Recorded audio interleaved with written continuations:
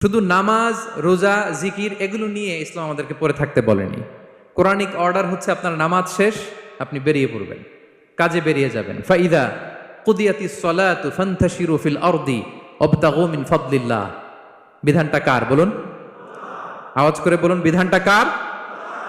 এটা Quranic verdict, কোরআনের বিধান। নামাজ শেষ, গোল হয়ে বসে জিকির করতে বলা নাই আল্লাহ। আল্লাহ বলেছে ফান্তাশিরু ফিল আরদ ওয়াবতাগু মিন ফাদলিল্লাহ, জমিনে ছড়িয়ে পড়ো, আল্লাহ রিজিক তালাশ করো। নামাজ শেষ, বেরিয়ে যাবেন। কৃষক চলে যাবে মাঠে,